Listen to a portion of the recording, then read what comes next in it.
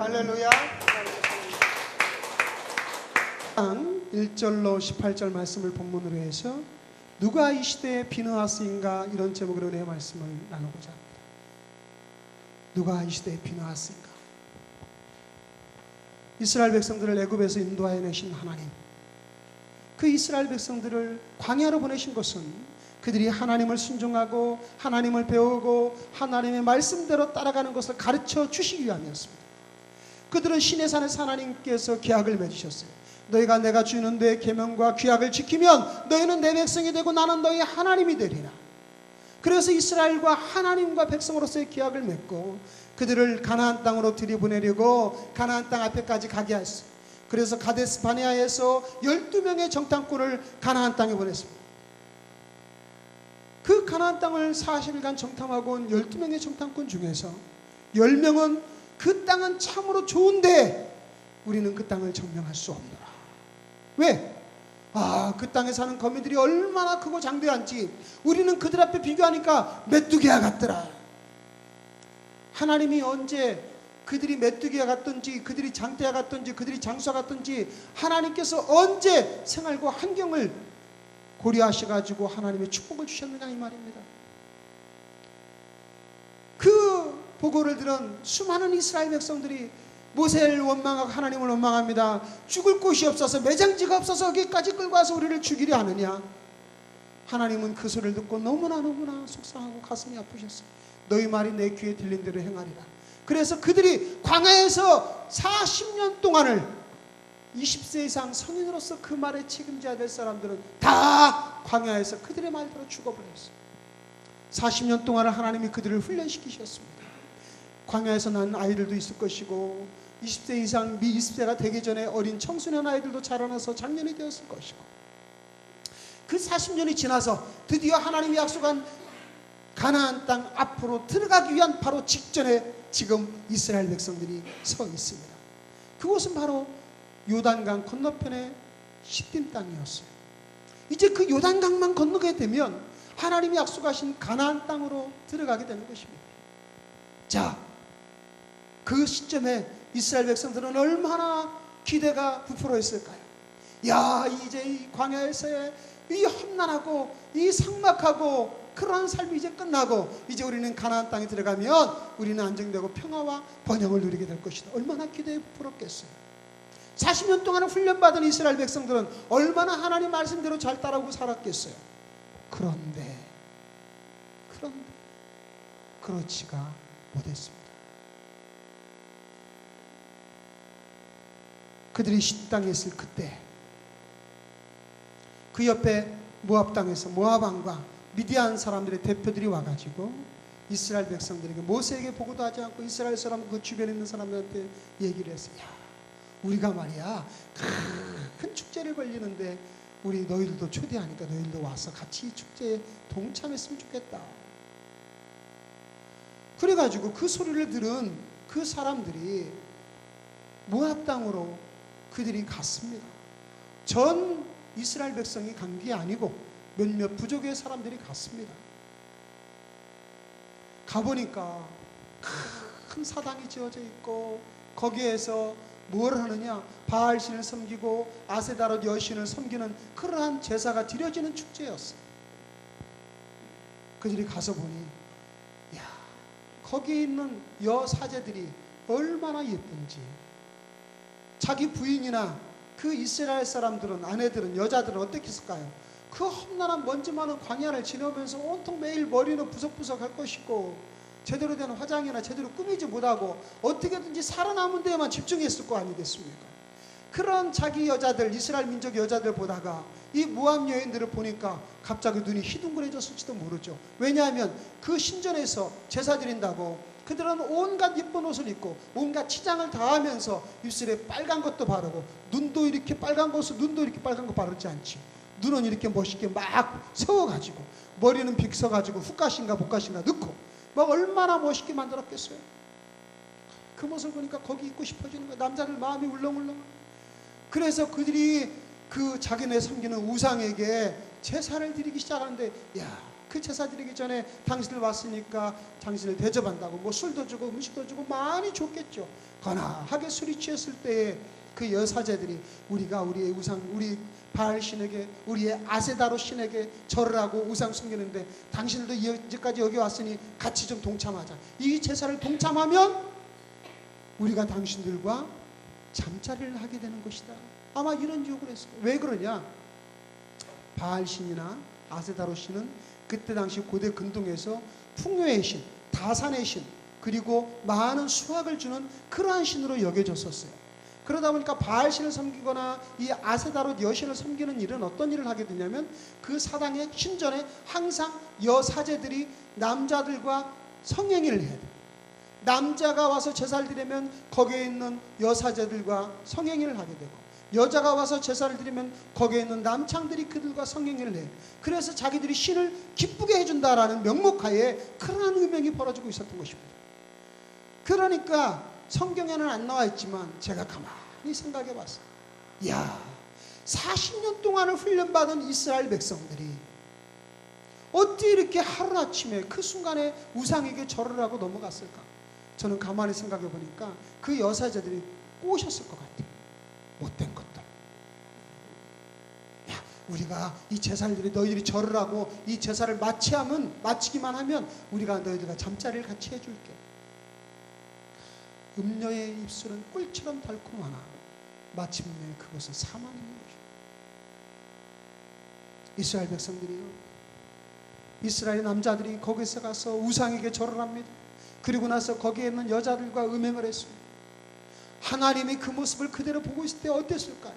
기가 막히셨죠. 40년 동안을 이 백성을 훈련시키고 이제는 가나안 땅, 약속의 땅을 앞에 놓고 내가 너희들이 축복의 그 자리가 바로 눈앞에 있는 그때에 고지가 바로 저긴데 그들이 이러한 죄악에 빠졌을 때 하나님은 진노하셨습니다. 그리고 이스라엘 백성들에게 연병을 내리기 시작했어요. 수많은 사람들이 연병으로 말미암아 죽어갑니다. 하나님께서 모세에게 말합니다. 너 이 죄악을 진 그 두령의 부족들, 그 부족장들을 세워가지고 목을 매달아서 장대에 매달아버려라. 하나님이 진노가 얼마나 심한지 연병으로 끝나는 것이 아니에요. 그들이 그 일에 동참했고 그 일에 동참한 부족들의 부족장들을 잡아다가 목을 쳐서 그 목을 장대에다 매달아버려라. 얼마나 하나님이 화가 나셨습니까? 다 쳐다보도록 사람을 갖다 매달아 보십니다. 그날에 하나님께서 주신 연병으로 말미암아 수없이 많은 사람들이 죽어갑니다. 성경에 보니 24,000여 명이 죽었다고. 하나님의 진노가 지금 막 내려지고 있습니다. 자기 남편이 죽어나가고 자기 아이들이 죽어나갑니다. 연약한, 면역력이 약한 아이들은 얼마나 더 빨리 죽었겠어요. 내 딸이 죽고 내 아들이 죽었습니다. 그러니까 이스라엘 백성들이 모세의 장막 앞에 와서, 하나님의 회막 앞에 와서 하나님께 울부짖고 있습니다. 하나님이여 살려주시옵소서. 하나님 우리를 살려주시옵소서. 이대로 가면 다 죽게 생겼어요. 연병이라는 것이 얼마나 전염병이 큽니까? 이대로 가면 다 죽어버리게 생겼어요. 수많은 두령들 목이 잘라져서 장대에 매달려진 건 그렇다 하더라도 하나님 우리 민족을 살려주시옵소서. 지금 온 민족이 회막 앞에 모여 통곡하고 있는 이때입니다. 이때에 갑자기 더 기가 막힌 일이 하나 벌어지는데, 그 민족의 울분이 치밀고 모든 사람이 통곡하고 있는 그때에 이스라엘 부족장 중에 하나인 시므리가 모압 여인 하나를 데리고 들어오는 겁니다. 많은 사람들이 지금 회막문 앞에서 울고 있고 수많은 사람들이 지켜보는 가운데 떳떳하게 그 여자의 손을 붙잡고 지금 자기 막사 회막 안으로 들어가는 겁니다. 뭐하러? 음행하러. 이 모습을 본 다른 사람들이 기가 막혔어요. 눈이 동그라내가지고 말을 못하고 있어요. 이러고 있어요. 이게 어떻게 된 일인가? 아니 지금 온 민족이 죽어나가는 이 시점에 저 남자 시므이가 도대체 저 미디안 여인을 또 데리고 와서 음행하려고 들어간 저게 지금 사람인가 제정신인가? 어떻게 이런 일이 있을 수 있겠느냐고 여러분 그러시겠지만은, 죄라는 건 말이죠, 죄는 끊임없이 커지고 확장. 우리나라 속담에 바늘도둑이 소도둑이 된다는 말이 있죠. 얼마 전에 인천에 자기 어머니와 자기 형을 죽여서 갖다 안매장한 둘째 아들 사건이 나온 걸 여러분 아실 겁니다. 그 둘째 아들의 부인은 죄책감에 못 이겨서 자살을 했고, 온 가족 4명이 3명이 다 죽어버렸어요. 자기 어머니를 죽이고 자기 형을 죽였어요. 그런데 보니까 그 둘째 아들은 그 강원랜드인가 어디 가가지고 노름을 해가지고 노름빚이 있어서 그 돈 때문에 결국은 어머니 제사를 다시 받으려고 형과 어머니를 죽여버렸다. 죄는 조그마한 죄에서 시작되는 것이죠. 언제든지 큰 죄가 한 번에 시작되는 것이 별로 없어요. 이 음행한 사람도 그 음행의 죄를 한번 저지르고 보니까 수많은 사람들이 지금 하나님 앞에서 회개하고 눈물 흘러서 통곡하는 이 시점에 그게 눈에 들어오지 않는 거예요. 그리고서 자기가 음행하려고 그 여인을 데리고 막사로 가는 겁니다. 아무도 이 사건을 보고 나서지 않은 그때에 한 사람이 갑자기 창을 들고 일어섰습니다. 그 사람은 바로 아론의 손자 엘라살의 아들 비느하스였습니다. 비느하스가 창을 들고 일어나더니 그 막사로 그들을 쫓아갔어요. 들어가 보니까 그들이 서로 겹쳐서 음행하고 있는데 그 창으로 그 둘을 한 번에 내리꽂으니까 그 두 사람이 같이 죽어버렸습니다. 살인은 죄를 저지른 거죠. 여러분, 주님은 분명히 우리에게 살인하지 말라고 계명을 주셨는데 이 비느하스는 사람을 2명이나 죽였습니다. 당연히 하나님으로부터 징계받아야 되는 거 아니겠어요? 그런데 하나님은 징계하지 않으셨어요. 오히려 하나님은 이 사건을 보고 비느하스가 내 질투심으로 말미암아 나의 질투심으로 이 백성을 진멸하지 않게 하였다. 비느하스 아니었으면 이 백성은 완전히 그 광야에서 가나안 땅 앞에서 죽어버리고 말았을 거라 이 말입니다. 왜 그 수많은 사람 가운데 비느하스 한 사람이었을까요? 여러분, 방관자 효과라는 게 있습니다. 방관자 효과는 많은 사람들이 어떤 한 사건을 쳐다볼 때 많은 사람들이 서로 그 사건에 대해서 책임을 느끼지 않는 거예요. 야, 이렇게 많은 사람들이 같이 보고 있으니까 이건 내 책임이 아니다라고 생각합니다. 실제로 1964년도에 미국 뉴욕에서 있었던 일입니다. 이 방관자 효과란 말은 심리학적인 용어인데 그때 나온 말이 이거예요. 뉴욕에서 퀸즈에 어느 한 여인이, 키티 제노비스라는 여인이 직장일을 마치고 늦은 밤에 집으로 돌아가고 있을 때 그때 한 흑인 남자가 강도 짓을 하려고 사람을 기다리다가 이 여인을 보고 강도를 하는 거예요. 돈 내놔라. 그래서 저인이 소리를 치니까 얼굴길에 칼로 찔르기 시작했어요. 소리를 더 크게 질렀습니다. 사람이 한적한 곳이 아니에요. 동네 골목길이에요. 동네 광장이에요. 많은 사람들이 주택가에 살고 있는 곳이에요. 여인이 소리 지르니까 수많은 사람들이 불을 켜고 그 무슨 일인가 밖을 쳐다보기 시작했습니다. 그런데 그 보니까 길에서 한 여인이 칼에 찔려서 강도를 당하고 있는데 이게 어찌 된 일인가 그 사람 보다가 저 앞에 집을 보니까 앞에 집도 불을 켜고 그 사람을 보고 있고 저 옆집에도 불 켜고 이 사람을 보고 있고 서로 쳐다보고 서로만 쳐다보고서 이 여인을 살릴 생각을 안 했어요. 그 여인은 38명이 보고 있는 앞에서 죽어갔습니다. 나중에 이 사건을 조사하는 과정에서 기가 막혀서 뉴욕 시민들이 어떻게 38명이나 이 사건을 쳐다보고 있었으면서 그 여인을 도와주려고 하지 않았던가? 그것을 나중에 조사해서 이름을 붙이기를 방관자 효과라 이렇게 합니다. 많은 사람들이 어떤 한 사건을 바라보면 서로 내 책임이 아니다라는 거예요. 여러분들도 그렇습니까? 여기 계신 많은 분들이 계시지 않지만 여러분들도 하나님의 나라를 세워나가는 데 있어서 이 땅에 수많은 사람들이 있고 이 땅에 하나님의 수많은 사람들이 있으니 하나님의 영혼을 구원하고 하나님의 나라를 세워나가는 것은 다 내 책임이 아니라고 생각하십니까? 여러분, 우리 아가페 교회에 많은 성도들이 있으니까 이 아가페 교회를 위하여서 내 피와 땀과 눈물을 흘리는 것은 내 책임이 아니라고 생각하십니까? 오바마 대통령의 취임식 때 연설을 했던, 설교했던 릭 워렌 목사는 이런 말을 했어요. 교회는 나무인데 그 나무가 자라기 위해서는 3가지의 액체를 먹고 자라는 것이다. 그 3가지 액체는 첫째, 피와 땀과 눈물이라는 액체를 먹고 자라는 나무다 그랬습니다. 피는 하나님의 나라, 교회를 위해서 순교하고 헌신하는 그러한 사람들의 피입니다. 교회를 위해서 생명을 드리는 사람들의 피입니다. 땀은 교회를 위해서 온몸을 던져 봉사하고 애쓰고 노력하는 자입니다. 눈물은 교회를 위해서 기도하는 자일 것입니다. 여러분은 아가페 교회에서 피와 땀과 눈물을 어떤 것을 주시고 계신가요? 피와 땀과 눈물은 담임 목사님의 책임입니까? 여러분들은 많은 성도가 서로 있으니까 이 교회를 향한 책임은 내 것이 아니다, 하나님 나라 영광을 위해서 내 책임이 아니다라고 생각하십니까? 참으로 감사한 일이 있었어요. 이번에 호주로 이사 가신 조철군 김지원 집사님께서 저에게 카톡이 왔어요. 보니까 목사님 이번 달에 교회로 헌금을 보내드리겠습니다. 그래서 통장으로 헌금을 보냈대요. 아니 이사까지 가서 멀리 호주 가신 분이. 그래서 보니까 제가 왜 헌금 얘기는 제가 처음 해드립니다. 여러분 앞에서 누가 헌금 얼마 했다는 얘기를 안 하는데 제가 한번 밝혀보죠. 60만 원의 돈을 헌금을 했어요. 그곳에서 우리 통장으로 보내왔어요.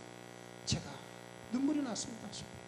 하나님, 이 먼 곳까지 이사 가셔서 그래도 아가페 교회를 생각하시고 교회를 세우고자 하는 그 아름다운 마음으로 하나님 이렇게 헌금을 해주십니다.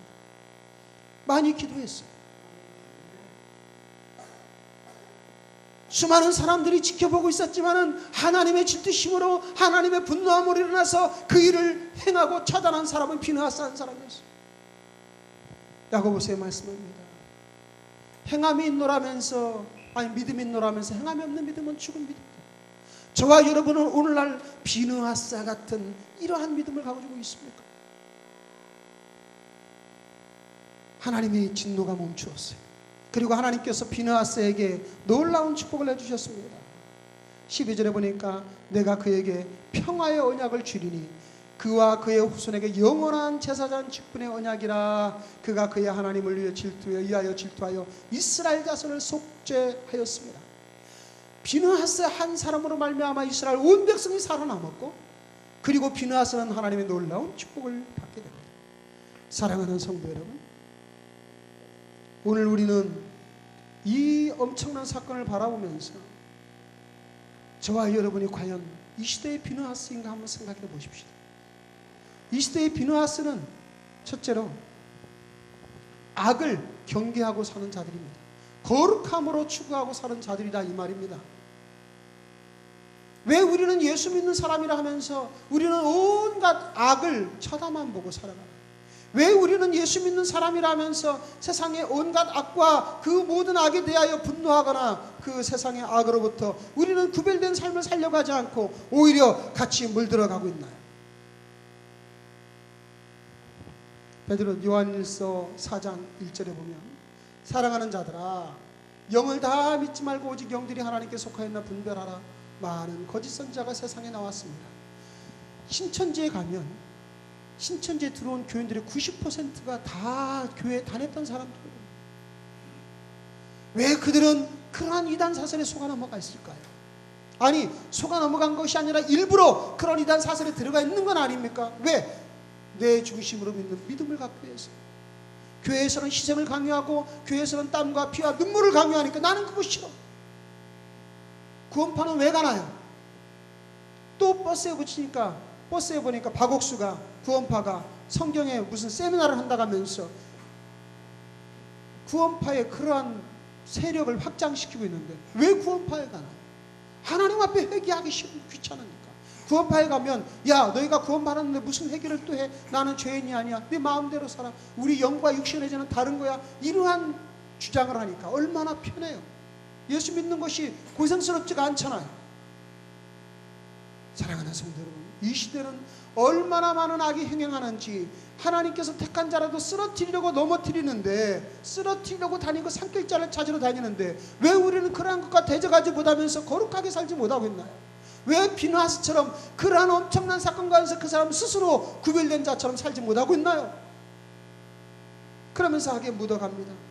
베드로전서 5장 8절에 보니까 근신하라 깨어라 너희 대적 마귀가 우는 사자같이 두루다니며 삼킬자를 찾나니 너희는 믿음을 굳게 하게 하여 그를 대적하라. 악한 원수 마귀가 끝까지 삼킬자를 찾으러 다니는데 우리는 그것을 알지도 못하면서 그저 마귀가 시키는 대로 쫓겨나가는 거예요. 어떤 무리 속에서 서로 부닥침이 있었습니다. 그 사람 생각이 다르고 이 사람 생각이 다르다고만 생각하고 서로 인격을 존중해야 된다고 얘기합니다. 우리나라에도 많은 그런 현상들이 있죠. 어떤 지역에서는 어떤 일을 막 반대하고 어떤 사람들이 서로 충돌하고. 여러분, 사람의 생각으로 사람의 성향으로 반대도 있을 수 있겠지만은 이 세상의 수많은 싸움은 영적 싸움임을 아셔야 돼요. 왜 내 남편이 나를 이렇게 핍박하는가? 왜 이 사람이 우리 그룹에 대해서, 왜 이 사람이 교회에 대해서, 왜 이 사람이 직장에서 나를 핍박하는가? 여러분, 이러한 모든 사실에 대해서 영적인 싸움이 있다는 것을 우리가 깨달아야 알아야죠. 그것을 알지 못하고 구별하여 그리고 거룩하게 살지 못하면서 하나님의 약속한 나라의 축복의 나라에 들어가기 직전에 무너져 버리고 만다면, 이스라엘 백성들의 음행한 사람처럼 무너져 버리고 만다면 우리들은 얼마나 아쉬운 신앙생활로 이 삶을 마치겠습니까? 그러므로 사랑하는 성도 여러분, 저와 여러분이 이 사건을 바라보면서 우리는 끝까지 경건하게 서 있어야 됨을 믿으시길 바랍니다. 성경에 말씀하기를 선자는 넘어질까 조심하라고 그랬어요. 내가 서 있다고 자랑하고, 내가 무엇인가 안다고 자랑하고, 나는 하나님 앞에서 든든하다, 나는 잘못한 것이 없다, 나는 교회에서도 내가 중직이다, 내가 하나님께서 나에게 이렇게 믿음을 주셔서 나는 법 없이도 살고 특별한 은혜 없이도 살 수 있다고 자신하는 여러분은 깨어 있어야 될 줄로 믿습니다. 깨어 있을 주의 이름으로 축원합니다. 두 번째로는 악과 대항하라는 것입니다. 왜 악함을 놔두고 방관자처럼 그대로 보고 있습니까? 여러분, 악을 대항하라 하니까 다른 사람들의 악이 먼저 생각이 나죠. 이 집사가 이 말 들어야 돼, 저 김권사가 이 말 들어야 돼, 얼마나 교회 다니면서 저 사람 심성이 나쁜지 꼭 듣고 회개해야 돼. 그 말하는, 그 소리하는 여러분 먼저 회개하시오. 여러분, 악을 대적하는 것이 가장 어려운 것이 누군지 압니까? 내 속에 있는 악입니다. 빅톨 리고는 얘기했어요. 세상에 가장 힘든 싸움이 나 자신과의 싸움이다. 내 자신과의 싸움을 해야 되는데 내 속에 있는 악을 왜 우리는 그렇게 관대한가요? 왜 우리는 예배 시간에 늦게 가도 괜찮아, 내가 그럴 수 있는 거야 라고 우리는 관대할까요? 왜 우리는 주일 예배를 빠져도 괜찮아, 이거 어쩔 수 없는 사정 때문에 그럴 수 있는 거야 라고 관대할까요? 왜 우리는 하나님 앞에 11조를 제대로 구별하지 드리지도 못하고 11조도 도둑질하면서 왜 우리는 괜찮아, 어쩔 수 없는 거야 라고 관대하나요? 왜 우리는 하나님께서 나를 값주고 사신 자가 되었다고 하면서도 나는 내 것으로, 내 중심으로, 내가 주인된 자로 살아가고 있나요? 왜 우리는 중요한 일을, 이러한 사건, 이 교회에서 내 중직의 역할을, 봉사의 직분을 맡았으면서 왜 우리는 그것에 충성되어야 하지도 못하면서 하나님 나는 괜찮아요, 나는 그럴 수밖에 없어요 라고 우리는 관대한가요? 어쩜 이렇게 우리들은 내 자신에 대해서도 관대하면서 비누아사 같은 의분이 없습니까? 다른 사람에 대한 것만 분노합니까? 내 자신 속에 대하여 분노해야 됩니다. 하나님, 내 속에 있는 이 악을 물리쳐 주세요. 하나님, 내가 하나님 앞에 합당하지 못하게 사는 나의 연약함에 대하여 내가 분노합니다. 하나님, 제가 주님의 값주고 사신 주인된 자로 주님을 섬겨야 되는데 내가 주인된 자의 인생으로 살아갑니다. 여러분과 저는 왜 이런 분노함이 없을까요? 우리도 그저 나 자신에 대하여 방관자처럼 살아가고 있습니까? 어디 나뿐이겠어요? 다른 사람에 대해서도, 다른 세상의 악에 대해서도 왜 우리는 눈을 감아요? 우리들은 하나님께서 우리를 주님의 자녀로 구원시켰을 때에 우리를 세상의 성도라 부르셨습니다. 거룩한 무리라고 하셨습니다. 즉 거룩이라는 것은 세상과 구별된 자들이란 뜻인데 왜 우리는 세상의 모든 악을 바라보면서 그들과 구별하지 않으면서 그들과 동화되어 나가고 그들의 모든 악을 우리는 바라보고 오히려 같이 그 악을 행하고 있을까요? 이 수많은 이스라엘의 백성 수백만 명이 쳐다보고 있는 중에 시므리와 또한 그 미디안 여인이 범행하고 있을 그 시간에 왜 오직 비느하스만 일어나서 그 남녀를 죽였을까? 오늘날 우리 이 시대 비느하스가 어디 있습니까? 저와 여러분들이 하나님을 믿는 믿음의 자녀라면서 왜 우리는 비느하스 같은 행위를 하지 않습니까? 믿음이 있노라 하면서 행위가 없다면 우리는 어떤 사람들이 됩니까? 야고보서 2장 18절에 말씀하기를 어떤 사람 말하기를 너는 믿음이 있고 나는 행함이 있으니 행함이 없는 내 믿음을 내게 보이라. 나는 행함으로 내 믿음을 내게 보이리라. 우리가 행함이 없는 믿음은 죽은 믿음이라고 말씀하면서요, 그것을 항상 외우면서 알면서도 우리는 행하지 않아요. 나에게도 관대하고 다른 사람 모든 악에도 관대하고 그것을 대하여 투쟁하려고도 하지 않아요. 여러분과 저에게 있는 하나님께서 주시는 이 놀라운 야성, 놀라운 능력은 다 어디 갔습니까? 오늘날 이 시대의 성도들은 그저 자기 한 몸 지켜나가기만 급급해요. 그저 쓰러지지 않고 살아나가기만 급급해요. 하나님 우리에게 그렇게 연약함을 주셨습니까? 하나님은 우리에게 놀라운 능력을 주신 자들입니다. 비누아스의 그 놀라운 하나님을 사랑하는 질투심으로 그 죄악을 처단했을 때 하나님 마음을 시원하게 해드렸지 않아요? 하나님 기뻐하시지 않으셨어요? 왜 우리에게 이런 질투심, 우리에게 이런 하나님에 대한 의분, 하나님 앞에서의 의분이 왜 우리는 없을까요? 왜 우리는 이렇게 관대하게 살아갈까요? 방관자이기 때문입니다. 나에 대해서도 세상에 대해서도 내가 아닌 다른 사람이 할 거야, 내가 아닌 목사님이 할 거야, 내가 아닌 권사님이 할 거야. 이 교회에 대해서 피와 땀과 눈물은 저 혼자만 흘리는 것이 아닙니다.